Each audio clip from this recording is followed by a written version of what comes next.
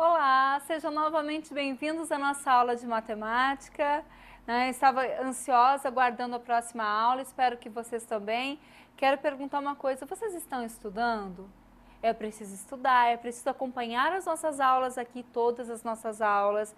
É preciso acompanhar as aulas na escola, fazer as tarefas diariamente, criar um hábito de estudo, não é, pessoal? Além disso, é preciso ler.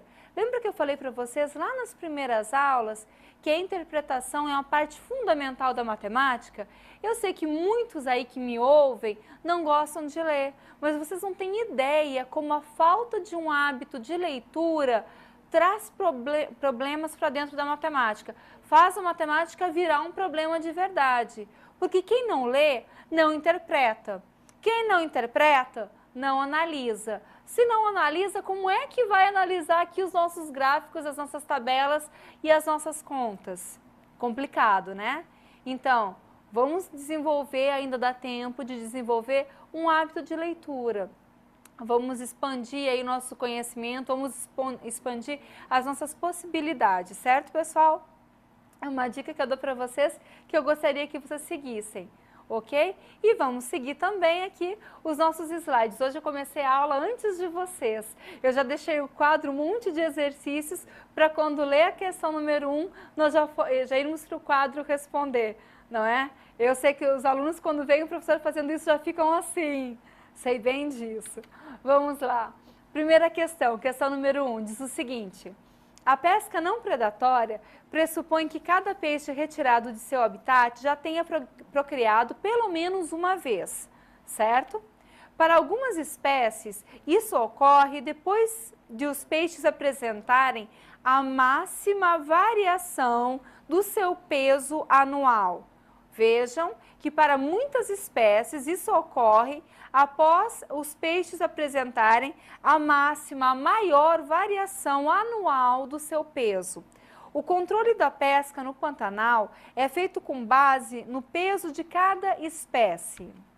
A tabela a seguir fornece o peso do pacu, uma dessas espécies em cada um dos anos. Então, aqui nós temos uma tabela, a tabela tem duas linhas, uma linha é a linha da idade, a outra linha é a linha do peso, não é? E ela ficou pequenininha, vou ajudar vocês a darem uma olhadinha nela. Diz o seguinte aqui: idade e peso são as duas grandezas aqui consideradas. Então, nós temos assim, um ano pesa 1,1 kg, 1,1, porque o peso está sendo dado em quilos. 2 anos, 1,7 kg, 3 anos, 2,6 kg, 4 anos, 3,9 kg, 5 anos, 5,1 kg, 6 anos, 6,1 kg, 7 anos, 7 kg, 8 anos, 7,8 kg, 9 anos, 8,5 kg, 10 anos, 8,9 kg, 11 anos, 9,1 kg, 12 anos, 9,3, 13 anos, 9,4. Então, nós temos aqui a variação de idade e a sua variação de peso. Aliás, o peso em cada uma das idades, certo? A questão nos fala que nós temos que analisar a variação dentre essas idades. E quando ocorre a maior variação, é que o peixe, assim, a espécie de peixe, atingiu a sua maturidade e pode ser capturado. Não é? É isso que resume a nossa questão ali. Bom, aí eu coloquei para vocês no quadro, dêem uma olhadinha aqui no quadro. Eu coloquei, porque variação é maior menos menor, não é isso? É o que tem de um para o outro. Então, nós temos lá a variação entre o 1 e o 2, a variação entre o 2 e o 3, a variação entre o 3 e o 4, e assim sucessivamente até a variação do 12 para o 13. Então, eu vou pegar aqui e vou ir preenchendo essa tabelinha para vocês. A partir da tabela que eu mostrei para vocês lá no quadro, com os pesos, eu vou mostrando aqui, eu vou fazendo os valores. Por exemplo, na minha tabela diz o seguinte: com 1 ano pesa 1,1 kg, com 2 anos pesa 1,7 kg. Então, a variação de 1 para 2 anos é de 600 gramas. Lembra que eu falei na aula passada? Nada de 600 gramas, 600 gramas. Essa é a variação de 1 para 2 anos. De 2 para 3 anos, são 0,9, não é? 900 gramas. De 3 para 4 anos, 1,3. De 4 para 5 anos, 1,2. De 5 para 6 anos, 1 quilo. Se vocês observarem na nossa tabela, com 5 anos eu tenho 5,1 de peso, com 6 anos eu tenho 6,1. Então, eu tenho uma variação de 1 quilo entre esses 2 anos considerados. De 6 para 7 é de 0,9, 900 gramas. De 7 para 8 é de 0,8. De 8 para 9 é de 0,7. De 9 para 10 é de 0,4. De 10 para 11, 0,2. De 11 para 12, 0,2. E de 12 para 13 também de 0,2. Então, analisando aí, eu posso verificar os valores das minhas variações. Vejam que as minhas variações, elas vão aí desde 200 gramas até o máximo que eu procuro, que é de 1 kg e 300 gramas. Então, observem aqui, ó, a minha maior variação é de 1 kg e 300 gramas, certo? 1 kg e 300 gramas, de 3 para 4 anos, ok? Bom, já percebi aqui a minha maior variação, todas as outras são menores. Então, vamos olhar aqui, continuando nos slides, o que é que eu estou procurando aí. Considerando esses dados, a pesca do pacu deve ser autorizada para espécies com peso de, no mínimo, aí tá lá, 4 quilos, 5 quilos, 7 quilos, 9 quilos e 11 quilos. Se a maior variação está entre 3 e 4, que é de 1,3, eu preciso que, no mínimo, esse peixe pese 4 quilos, certo? 4 anos. No mínimo, esse peixe deve pesar 4 quilos, não é? Alternativa A, que diz 4 quilos. Alternativa B já diz 5 quilos, 7 quilos. No mínimo, o peixe tem que pesar 4 quilos, que está lá, isso aí, está lá com 4 anos, ele pesa 3,9 quilos, é aproximadamente 4. No mínimo, tem que pesar 4 para ser liberada a pesca, ok? Muito bom. Vamos para o segundo problema, então. Aqui apareceu a resposta correta, a resposta é a letra A, 4 quilos. Vamos, então, para o segundo problema. O segundo problema diz o seguinte: o quadro a seguir representa a produção de algodão de uma cooperativa de agricultores entre 1995 e 1999. Bom, então eu tenho ali, ó, a safra e tenho a produção que é dada em 1.000 toneladas e tenho também a produtividade que é dada em quilos por hectare, certo? Aquele HA lá é a abreviação de hectare. Então, eu tenho a produção dada em 1.000 toneladas e tenho a produtividade que é dada em quilo por hectare. E tem os seguintes valores ali, ó. Safra. Em 1995, uma produção de 30.000 toneladas e uma produtividade de 1.500 quilos por hectare. Em 1996, eu tenho 40.000 toneladas e tenho uma produtividade de 2.500 quilos por hectare. Em 1997, eu tenho 50.000 toneladas e tenho uma produtividade de 2.500 quilos por hectare. Em 1998, eu tenho 60.000 toneladas de produção e uma produtividade de 2.500 quilos por hectare. Em 1999, eu tenho 80.000 toneladas de produção e 4.000 quilos por hectare de produtividade, certo? Bom, que essa tabela está trazendo para mim? O que ela quer? O gráfico que representa a área plantada no período considerado é... E agora eu tenho aqui, pessoal, gráfico A, dei uma olhadinha nele, o gráfico B, dei uma olhadinha, gráfico C, gráfico D e o gráfico E, que é o último deles, certo? Com as informações da minha tabela, eu tenho que ser capaz de calcular as variáveis que me permitam visualizar qual destes gráficos é o correto, certo aí? Então, nós vamos começar a fazer algumas análises.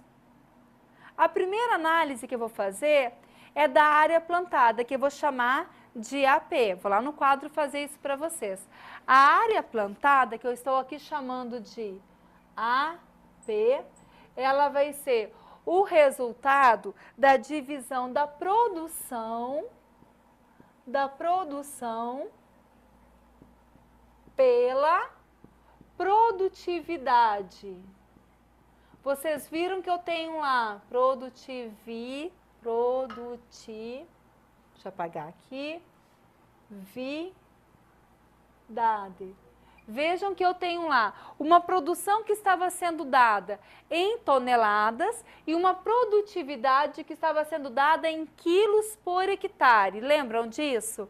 Então, eu vou precisar calcular para cada um dos respectivos anos das safras que eu tive, qual era a área plantada, porque a área plantada vai ser o resultado da divisão da produção que foi dada em toneladas, certo? Pela produtividade que foi dada em quilo por hectare, certo aí? Aí eu vou voltar no meu gráfico. Tem uma olhadinha lá no meu gráfico. Eu tenho, em 1995, 30 mil toneladas. Bom, agora vamos pensar o seguinte, pessoal. 1.000 toneladas, uma tonelada são 1.000 quilos, concordam? 30 toneladas são 30 mil quilos. 30 mil toneladas serão 3 milhões de quilos. Por que eu estou fazendo isso? Porque eu vou dividir quilo por quilo, unidade por unidade, é a mesma unidade. Não se divide metro por centímetro, se divide metro por metro, quilo por quilo.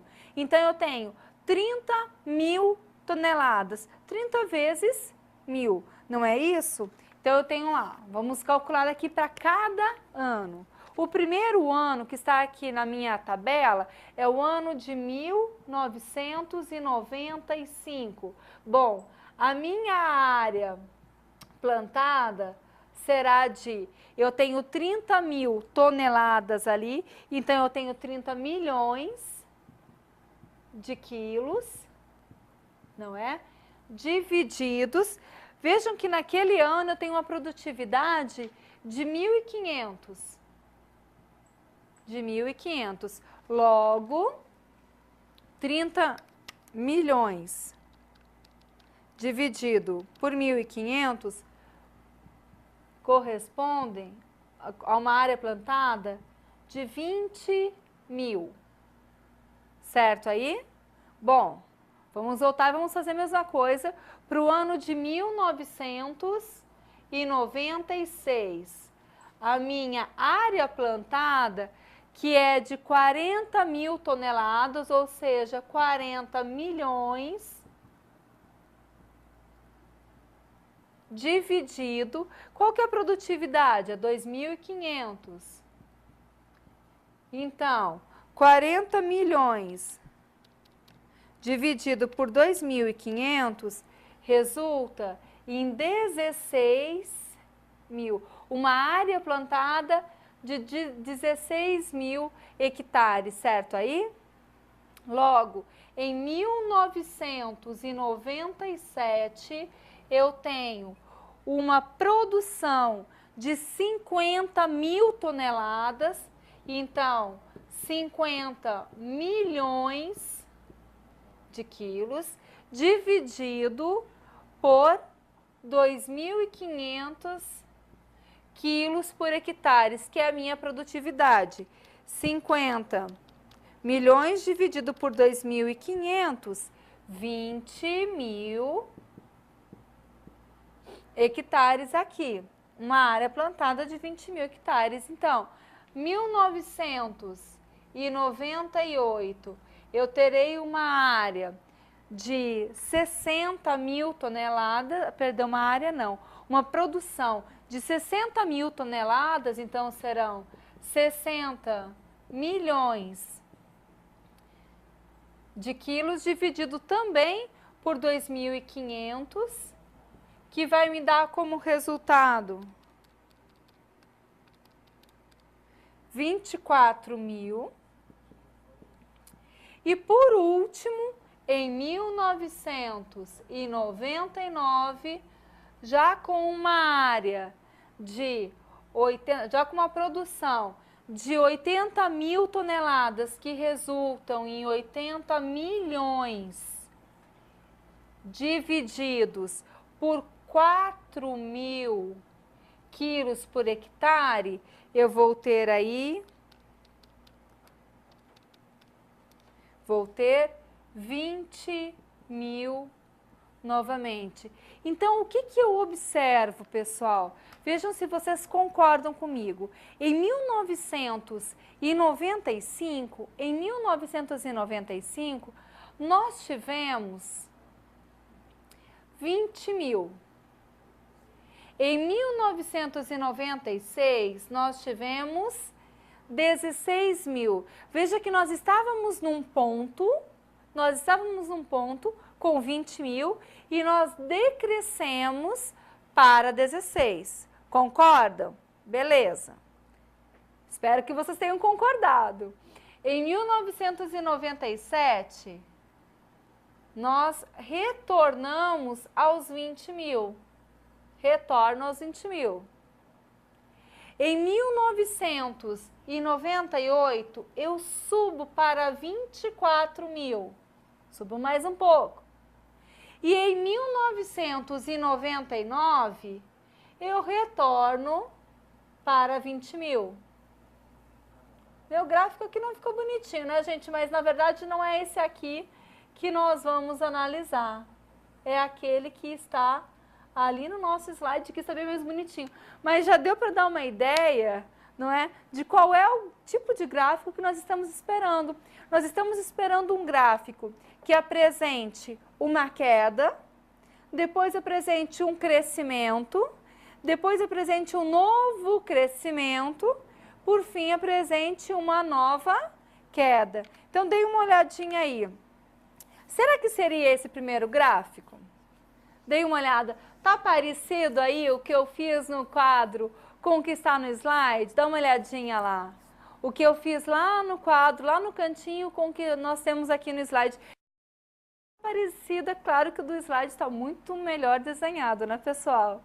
Pois é, mas eu acho que esse gráfico da letra A é o que representa uma partida de 20 mil, uma queda para 16, uma nova subida, um crescimento para 20 mil de novo, um crescimento de 20 mil para 24 mil e depois uma nova queda para 20. Para mim, este gráfico, o gráfico da letra A, é o gráfico que representa a situação que nós estamos discutindo aqui.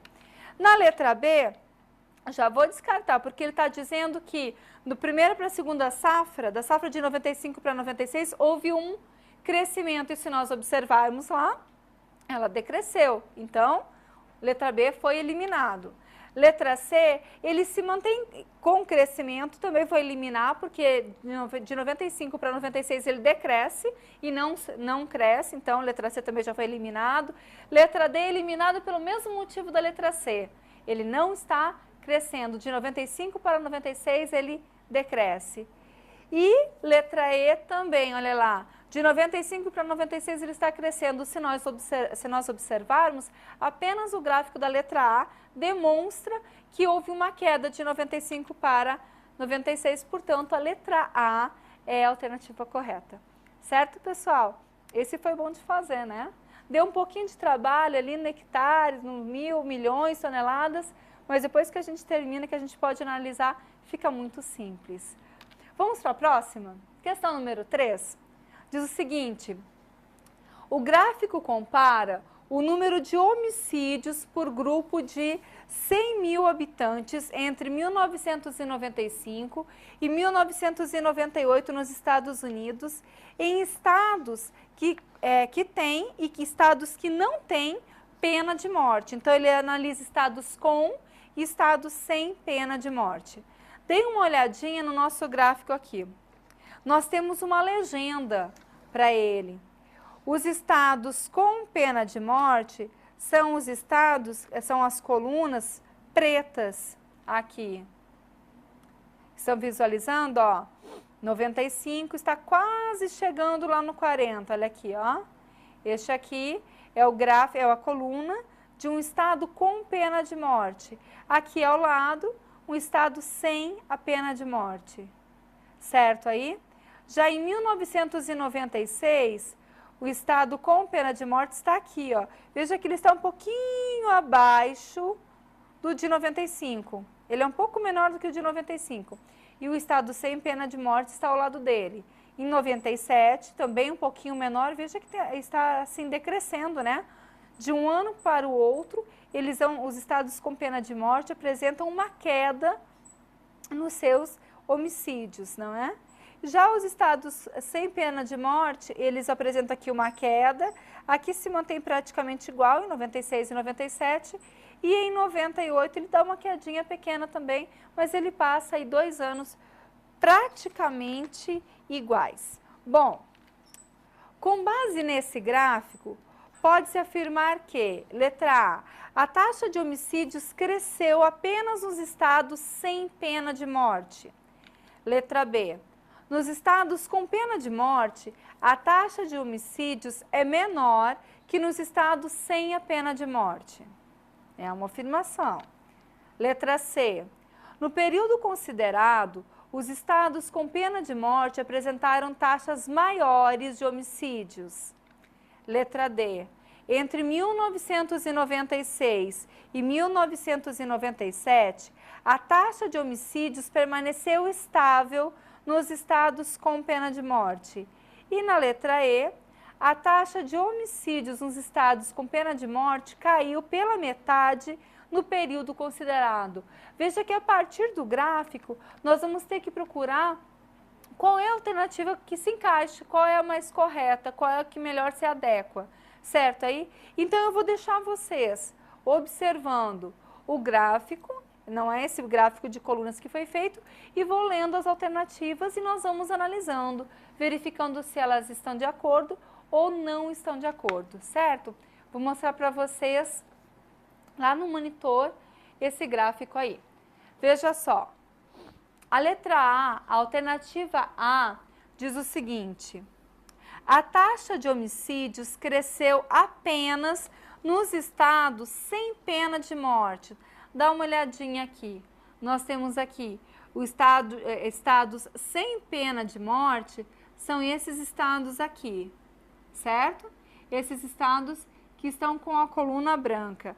Eu posso afirmar que a taxa de homicídio cresceu apenas no estado que não tem pena de morte? Não posso afirmar, não é isso, pessoal? Porque ela também cresce nos estados que têm pena de morte. Não é apenas nos estados que não apresentam a pena de morte. Letra B. Nos estados com pena de morte, a taxa de homicídios é menor do que nos estados sem pena de morte.